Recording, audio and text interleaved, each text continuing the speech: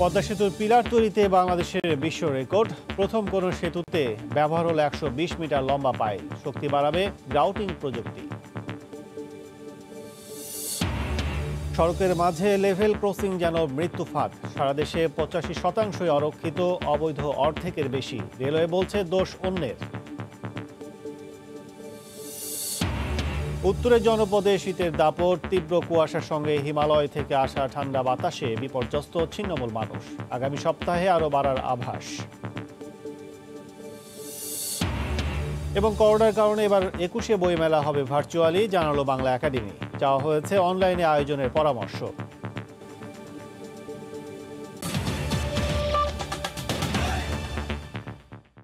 সময় সংবাদের সঙ্গে আছি আমি কাজল আব্দুল্লাহ। শুরুতে এই পদ্মা সেতু প্রসঙ্গ।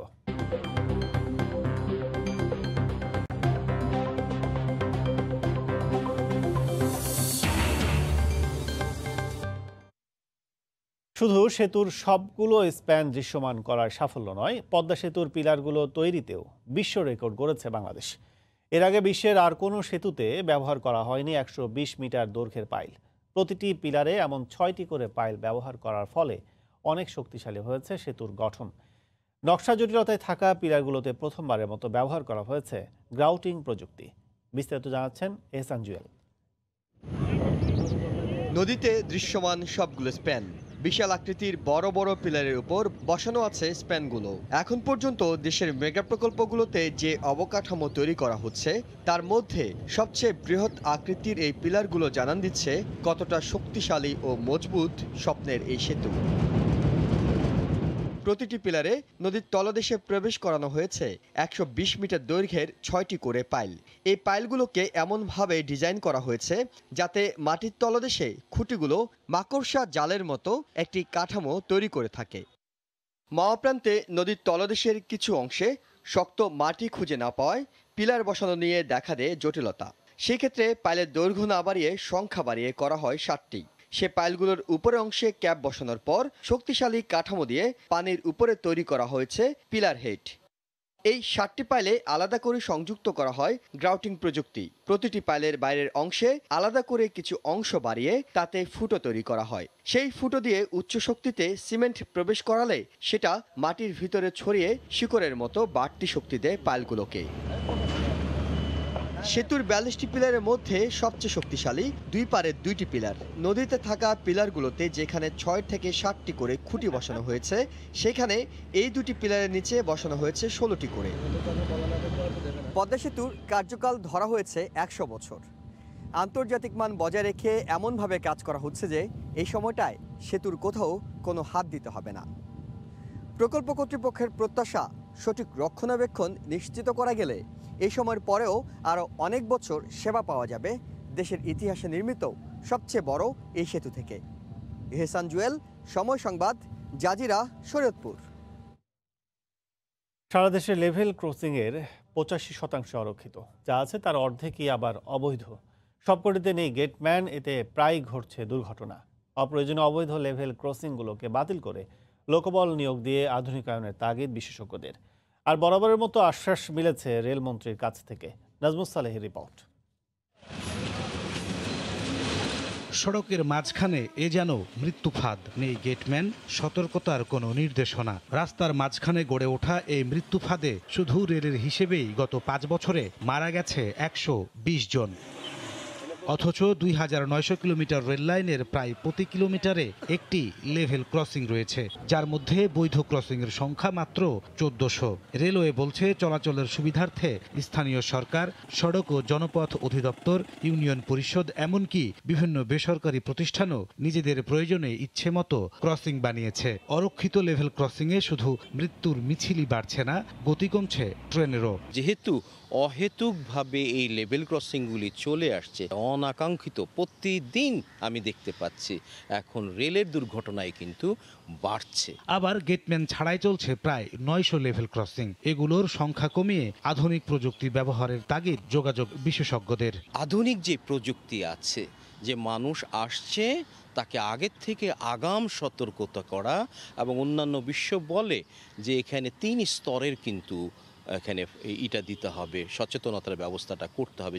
রেলমন্ত্রী জানালেন সবগুলো আধুনিকায়নের প্রকল্প নেওয়া হয়েছে। যে আমাদের রেলপথগুলো যে ফেন্সিং আমরা দেবো, আর এখন যে রেলপথগুলো আমরা করতেছি সেগুলো আন্ডারপাস এবং ওভারপাস এই ধরনের ব্যবস্থা রেখে যাতে রেল আনইন্টারাপ্টেড আমরা পরিচালনা করতে পারি সেই পরিকল্পনা আমরা ইতিমধ্যে গ্রহণ করেছি এবং সেই অনুযায়ী কাজ চলতেছে। এবং আস্তে আস্তে ধরেন যে অটোমেটিক গেট যাতে আমরা সেই দিকে যেতে আমরা সেই চেষ্টা করতেছি আর কি। তবে দুর্ঘটনা এড়াতে সাধারণ মানুষকেও সচেতন হওয়ার পরামর্শ রেল কর্মকর্তাদের। নাজমুস সালেহী, সময় সংবাদ, ঢাকা। শীতের দাপট বাড়তে শুরু করেছে দেশের উত্তরে। তীব্র কুয়াশার সঙ্গে হিমালয় থেকে আসা ঠান্ডা বাতাসে বিপর্যস্ত হতদরিদ্র ছিন্নমূল মানুষেরা। এর মধ্যে আগামী সপ্তাহে শীত বাড়ার পূর্বাভাস দিয়েছে আবহাওয়া দপ্তর। রতন সরকারের রিপোর্ট, ছবি তুলেছেন শাকিল মাহমুদ। পরিস্থিতি মোকাবেলার প্রস্তুতি নেই কিছু কিছু মানুষের জীবনে। ঘরবাড়ি নেই, স্টেশনের খোলা প্ল্যাটফর্ম বা অফিসের বারান্দায় থাকা ছিন্নমূল অপুষ্ট মানুষগুলোর শরীরে এখনই শীত অসহ্য। আপাতত পরনের কাপড়ের সঙ্গে বাড়তি ছেঁড়া কাঁথা, প্লাস্টিকের বস্তা দিয়ে রাত কাটালেও আগামী দিনগুলো নিয়ে বড় দুশ্চিন্তা তাদের। ঠান্ডাতে থাকির পাই না, গাও কাপে, কাপড় নাই, চোপড় নাই, চট বিছি স্টেশনে থাকি। ঠান্ডার জন্য এই কাগজ বেশি থাকা যায়, গা খালি থরথরে কাঁপে। অনেক ঠান্ডা আসি, ঠান্ডার মধ্যে মনে করেন ভালোভাবে আমরা থাকতে পারতেছি না, শীত দিয়ে দেখা যাইতেছে না। সামান্য সামর্থ্য আছে এমন মানুষগুলো ছুটছে শহরের পুরনো গরম কাপড়ের দোকানগুলোতে, কিন্তু সেখানেও চড়া দাম। কদিন থেকে প্রচুর শীত, আজকে আর প্রচুর শীতের কারণে আমরা পোশাক কিনতে আসছি এখানে আর কি। জিনিসের দাম অনেক বেশি, 50 টাকা জিনিস 100 টাকা চা। শীতের কাপড় কেনার জন্য আসছি, তবে শীতের কাপড় দেখতেছি অনেক দাম। বাতাসে জলীয় বাষ্পের প্রভাব, তাই তাপমাত্রা ওঠানামা করছে 12 থেকে 15 ডিগ্রি সেলসিয়াসের মধ্যে। এক সপ্তাহ পর পরিস্থিতি আরও অবনতির কথা জানালো আবহাওয়া অফিস। ভূমধ্যসাগর থেকে সাধারণত কিছু জলীয় বাষ্প আসার কারণেই মূলত যে ঘন কুয়াশাটার সৃষ্টি হয়েছে। বিদ্যুৎ শৈত্যপ্রবাহ এখনও শুরু হয়নি, এটা হয়তো আগামী এক সপ্তাহের মধ্যেই শুরু হবে। সামনের দিনগুলোতে তাপমাত্রা ফল করে ওইভাবেই শীতটা অনেকটা বেড়ে যাবে। প্রতি বছর গরিব মানুষের জন্য সরকারের প্রস্তুতি থাকে, এবারও আছে, কিন্তু এর বিলি বন্টন আগেভাগে না হওয়ায় ছিন্ন মূল্যের দুর্ভোগ বাড়ে। রতন সরকার, সময় সংবাদ, রংপুর। সময় সংবাদ আরও থাকছে। নামে বেনামে ফ্ল্যাট, জমি, বিলাসবহুল গাড়ি কিনেও নেই আয়কর রিটার্নে। দেশে ফাঁকি দেয়া করের পরিমাণ বছরে 1 লাখ কোটি টাকা ছাড়লেও এনবিআর এর খাতায় সামান্যই।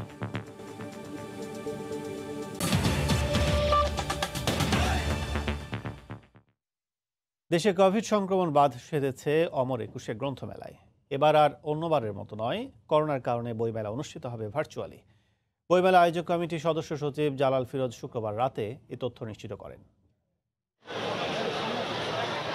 বছর ঘুরে ভাষার মাস ফেব্রুয়ারি এলেই লেখক পাঠক প্রকাশকদের মিলন মেলায় মুখর হয় অমর একুশে বইমেলা। মাসব্যাপী বইপ্রেমীদের সরব উপস্থিতি আর পদচারণায় প্রাণবন্ত থাকে বাংলা একাডেমি আর সোহরাওয়ার্দী উদ্যান এলাকা।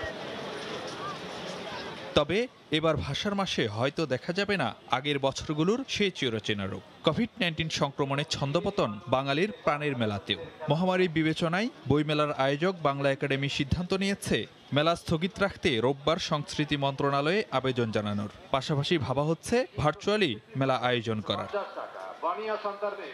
তবে আগামী বছরের অমর একুশে গ্রন্থমেলা ভার্চুয়ালি হলেও তা কিভাবে আয়োজন হবে সে বিষয়ে এখনো কোনো কিছু স্পষ্ট করেনি বইমেলা আয়োজক কমিটি। তবে অনলাইনে মেলা আয়োজনের বিষয়ে পরামর্শ চাওয়া হয়েছে প্রযুক্তি বিশেষজ্ঞ ও শিক্ষাবিদ অধ্যাপক ডক্টর কাইকুবাদের কাছে। আমাদের একটা কমিটি হচ্ছে, বলা হয়েছে একটু চিন্তা করতে হবে এগুলো নিয়ে। আমাকেও বলছে, কিন্তু আমরা মিটিং এ বসে নেই, সুতরাং কিছু বলা যাচ্ছে না। তাই মিটিং এ বসতে তখন আমরা ওকে। মিটিং এ কবে নাগাদ বসবেন স্যার? সেটা আমি জানি না। বাংলা একাডেমি থেকে যখন করবো তখন আমরা বসবো। 2020 সালে বইমেলায় নতুন বই আসে 4919টি আর বিক্রি হয় 2,40,00,000 টাকার বই। ফারুক ভিয়া, রবিন, সময় সংবাদ, ঢাকা।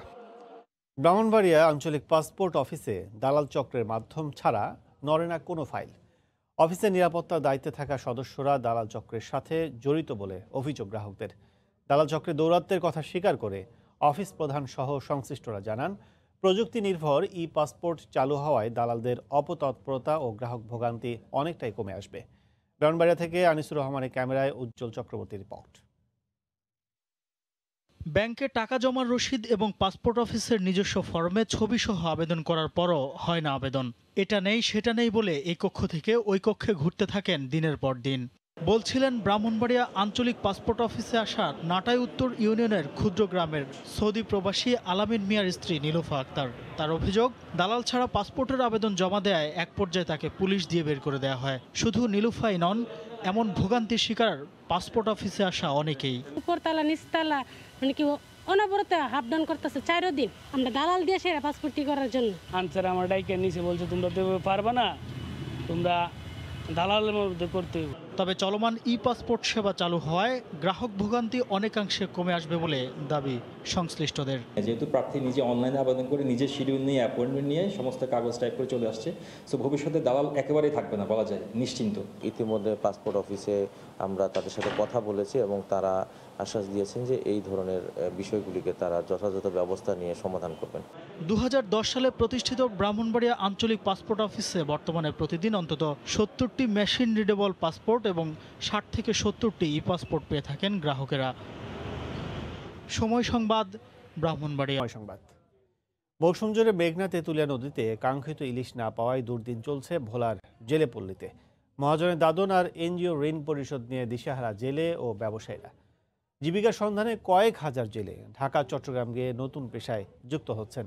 নদীর প্রবেশ মুখে নিষিদ্ধ জালে আটকে রাখা ও ডুবোচরের কারণে মাছের সংকট বাড়ছে বলে মনে করছেন বিশেষজ্ঞরা। আর দুস্থ জেলেদের বিকল্প কর্মসংস্থান সহ সরকারি সাহায্যের আওতায় আনার আশ্বাস মৎস্য বিভাগের। নাসিরউদ্দিন লিটনের তথ্য, উৎপল দেবনাথের ছবি রিপোর্ট। চলতি মৌসুমে সাগরে ব্যাপক ধরা পড়লেও কাঙ্ক্ষিত ইলিশের দেখা মেলেনি ভোলার মেঘনা তেঁতুলিয়া নদীতে। মাছ না থাকায় মহাজনরাও নতুন করে দাদন দিতে রাজি হচ্ছেন না। পুরনো দাদন পরিশোধের চাপ আসছে প্রতিনিয়ত। নেই বিকল্প কোনো কর্মসংস্থানও। তাই অনেকে জাল নৌকা রেখে সবজি চাষ ও নির্মাণ শ্রমিকের কাজে নেমে পড়েছেন। পরিবার পরিজন নিয়ে নানা সংকটের মুখে পড়েছেন কর্মহীন জেলেরা। মাছ না পাওয়ায় পুঁজি হারানোর শঙ্কায় রয়েছেন মহাজনরাও। কিস্তির থেকে টাকা লইছি, কিস্তির টাকাও পরিশোধ করতে পারি না। আমাদের যে পরিমাণ টাকা ইনভেস্ট করা যায় জেলেদের কাছে, তাতে শতকরা 10% মাছ ঘাটে আসে। কর্মসংকটে থাকা জেলেদেরকে টিকিয়ে রাখতে সহজ শর্তে ঋণের দাবি জেলে সমিতির এই নেতার। বিভিন্ন ব্যাংকের থেকে অল্প সুদে যদি ঋণ দেওয়া হয়, তাই জেলেরা পুনরায় এই ব্যবসায় জড়িত হতে পারে। এই অবস্থায় বেকার জেলেদের প্রশিক্ষণের মাধ্যমে বিকল্প কর্মসংস্থান ও ইলিশ উন্নয়নে প্রকল্প গ্রহণের কথা জানান জেলার মৎস্য কর্মকর্তা। ইলিশ উন্নয়ন প্রকল্প নামে একটি প্রকল্প পাস হয়েছে, এর মাধ্যমে জেলেদের বিকল্প কর্মসংস্থান প্রশিক্ষণগুলোর ব্যবস্থা রাখা হয়েছে। জেলার 1,35,000 নিবন্ধিত জেলের মধ্যে প্রায় 20,000 এই মৌসুমে কর্মসংস্থানের জন্য ঢাকা চট্টগ্রাম স্থানান্তরিত হয়েছেন। সময় সংবাদ, ভোলা। সরবরাহ বাড়ায় নওগাঁর হাটগুলোতে কমেছে ধানের দাম। প্রকারভেদে মন প্রতি কমেছে 30 থেকে 50 টাকা পর্যন্ত। এই মুহূর্তে জেলার মহাদেবপুর ধানের হাটে আছেন রিপোর্টার এমআর রকি। সরাসরি চলে যাচ্ছে তার কাছে। রকি। কাজল, ধন্যবাদ আপনাকে। এই সরবরাহ কিন্তু গত এক সপ্তাহের ব্যবধানে মানে অনেক বেড়েছে ধানের। বিশেষ করে এখন শেষ মুহূর্ত ধান কেটে তোলা ধান যারা চাষিরা এই হাটে তুলছেন এবং হাটে তারা বিক্রির জন্য আনছেন। আমরা এখানে নওগাঁর মহাদেবপুরের এই হাটে রয়েছি।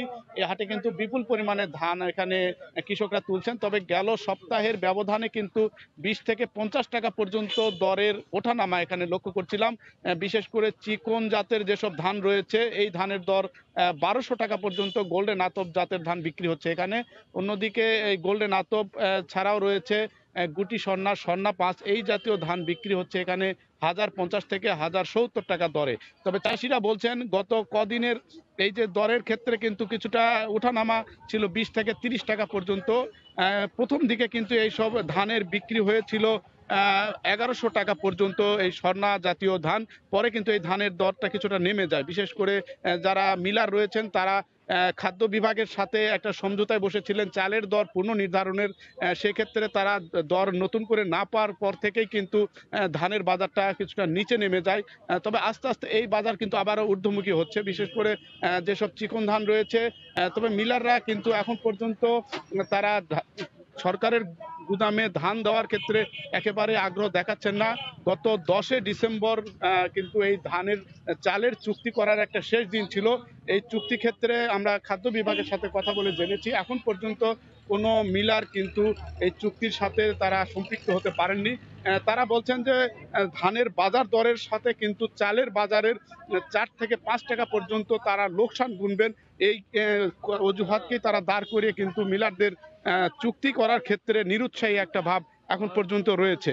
অন্যদিকে চাষিদের কাছ থেকে কিন্তু এবছর মোট 2 লাখ মেট্রিক টন ধান কেনার কথা রয়েছে খাদ্য বিভাগের, কিন্তু এই 26 টাকা কেজিতে কিন্তু এই চাষিরা বাজারে কিন্তু 1050 টাকা দরে ধান বিক্রি করছেন এবং তারা কিন্তু বলছেন যে এরকম দর কিন্তু তারা আশা করছেন যে ন্যূনতম 1080 বা 1100 টাকা দর পেলে তারা কিন্তু তাদের ক্ষতির খাতটা কাটিয়ে উঠতে পারেন।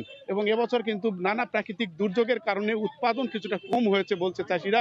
বিঘা প্রতি 11 থেকে 10 মণ পর্যন্ত ধান পেয়েছে, যেটা বিগত মৌসুমে 18-20 মণ পর্যন্ত তারা পেয়ে থাকেন। এই উৎপাদন কম হওয়ার কারণে তারা কিন্তু তাদের আর্থিক খাতটি কিন্তু পূরণ করতে পারছেন না। তো সব মিলিয়ে ধানের দরের এই ওঠানামা কিন্তু গত 1 সপ্তাহ ধরে চলমান রয়েছে। তো এই ছিল কাজল নওগাঁর মহাদেবপুরের ধানের হাটের খবর আমার কাছে। নওগাঁ থেকে ধান বেচে কেনা খবর জানাচ্ছিলেন সহকর্মী। বাংলাদেশে ফাঁকি দেয় করের পরিমাণ বছরে 1 লাখ কোটি টাকার বেশি। আন্তর্জাতিক বিভিন্ন সংস্থার হিসেবে এই তথ্য উঠে আসলেও এনবিআর এর তদন্ত বলছে পরিমাণ সামান্যই। এছাড়াও বহুজাতিক কোম্পানিগুলো আমদানি পণ্যের দাম কম দেখিয়ে বিপুল রাজস্ব ফাঁকি দিচ্ছে। এসব বিষয়ে কর বিভাগের কাছে কোনো পূর্ণাঙ্গ তথ্যও নেই। আর এই জন্য কর্মকর্তাদের অদক্ষতা ও দুর্নীতির পাশাপাশি সেকেলে কর আদায় ব্যবস্থাকে দুষছেন বিশ্লেষকরা। বিস্তারিত হাজারা শিউলির রিপোর্টে। ঢাকার রাস্তায় বিলাসবহুল গাড়ির দাপট এবং সুরম্য ভবন বলে দেয় টাকার পাহাড় গড়েছেন অনেকে। কর ফাঁকি দিয়ে প্রভাবশালীরা নামে বেনামে জমি, ফ্ল্যাট, গাড়ি ও সঞ্চয়পত্র কিনলেও অধিকাংশ এসব আয় বা সম্পদ দেখান না আয়কর রিটার্নে। শুধু তাই নয়, বৈধ আয়ের বড় অংশও নেই করের আওতায়। প্রকৃত হিসাব লুকিয়ে আমদানি পণ্যের মূল্য কম দেখিয়ে এবং ট্রান্সফার প্রাইসিং সহ নানাভাবে দেওয়া হচ্ছে রাজস্ব ফাঁকি। মাল্টি ন্যাশনাল কোম্পানিগুলো হেডকোয়ার্টারে অনেক টাকা নিয়ে যায়, ট্রান্সফার প্রাইসিং মেকানিজম বলে। তো এইটা আমরা আইন এনেছি কিন্তু এখনো ধরার কায়দা নেই। তো যার ফলে বিভিন্নভাবে মানি লন্ডারিং হয়ে যাচ্ছে। আমরা প্রপার্টি ট্যাক্স আদায় করতে পারি না। ঢাকাতে আপনি দেখেন কিছু লোকের কত বাড়ি গাড়ি আছে। অর্থনীতিবিদরা বলছেন দুর্নীতি, অদক্ষতা, প্রশাসনিক ও আইনি দুর্বলতার পাশাপাশি অটোমেশন না হওয়ায় জিডিপির প্রায় 10% কর আদায় হচ্ছে না। আমাদের অনাদায়ী পরিমাণ হচ্ছে জিডিপির প্রায় 10% মতো, অর্থাৎ দ্বিগুণেরও বেশি আমরা কালেক্ট করতে পারতাম যদি আমাদের এই ফাঁকিগুলো আমরা নীতিগতভাবে, প্রশাসনিকভাবে এবং অটোমেশনের মাধ্যমে আমরা এই সমস্যাগুলো সমাধান করতে পারতাম। কর কর্মকর্তারা বলছেন সীমিত লোকবল, অপ্রতুল অবকাঠামো সহ নানা সীমাবদ্ধতার মধ্যে রাজস্ব ফাঁকি উদ্ঘাটনে সর্বোচ্চ চেষ্টা করা হয়। ইনকাম ট্যাক্সের নিজস্ব কোনো পুলিশ সার্ভিস নাই বা এভাবে ইনভেস্টিগেশন করানোর জন্য যে স্পেশাল ট্রেনিং প্রয়োজন হয়, দক্ষতা প্রয়োজন হয়, লোকবল প্রয়োজন হয়, সেটাও নাই। সীমিত লজিস্টিক সাপোর্টের মধ্যে যতখানি সম্ভব আমরা চেষ্টা করে যাচ্ছি। প্রতিবেশী দেশ ভারত ও নেপালে কর জিডিপি অনুপাত যেখানে 16% বেশি, সেখানে বাংলাদেশে এই অনুপাত মাত্র 9%। যুক্তরাজ্য ভিত্তিক অর্থ পাচার বিরোধী সংগঠন global financial integrity GFI report অনুসারে 2006 থেকে 2015 পর্যন্ত এক দশকে বাংলাদেশ থেকে পাচার হয়েছে 5,30,000 কোটি টাকা। হাজারের শিউলি, সময় সংবাদ। অবশেষে যুক্তরাষ্ট্রে অনুমোদন মিলল করোনা ভাইরাসের ভ্যাকসিনের। স্থানীয় সময় শুক্রবার ফাইজার ও বায়োএনটেকের ভ্যাকসিনের অনুমোদন দেয় মার্কিন খাদ্য ওষুধ প্রশাসন FDA। কয়েক লাখ মানুষকে ভ্যাকসিন দিতে 3 শতাধিক নার্সিংহোম এর মধ্যে সব ধরনের প্রস্তুতি সম্পন্ন করেছে। কদিনের মধ্যেই ভ্যাকসিনেশন কার্যক্রম শুরু হবে বলে জানিয়েছেন স্বাস্থ্যমন্ত্রী। প্রস্তুতি নিচ্ছে অঙ্গরাজ্যগুলো। শুরুতেই স্বাস্থ্যকর্মী ও সংকটাপন্নদের প্রাধান্য দেওয়া হবে বলে জানিয়েছে মার্কিন কর্তৃপক্ষ। এর আগে ফাইজার এবং বায়োনটেকের ভ্যাকসিন দ্রুত অনুমোদন দিতে খাদ্য ওষুধ প্রশাসনকে সময় বেঁধে দেয় হোয়াইট হাউস। তবে বৃহস্পতিবারই বেশ কয়েকজন বিশেষজ্ঞ ফাইজারের ভ্যাকসিনের অনুমোদনে সবুজ সংকেত দেন। এ পর্যায়ে শীর্ষ সংবাদ জানিয়ে দিচ্ছে আরেকবার। পদ্মা সেতুর পিলার তৈরিতে বাংলাদেশের বিশ্ব রেকর্ড। প্রথম কোনো সেতুতে ব্যবহার হলো 120 মিটার লম্বা পাইল। শক্তি বাড়াবে গ্রাউটিং প্রযুক্তি। উত্তরে জনপদে শীতের দাপট, তীব্র কুয়াশার সঙ্গে হিমালয় থেকে আসা ঠান্ডা বাতাসে বিপর্যস্ত ছিন্নমূল মানুষ। আগামী সপ্তাহে আরও বাড়ার আভাস। এই ছিল এখনকার মতো, সঙ্গে থাকুন সময়।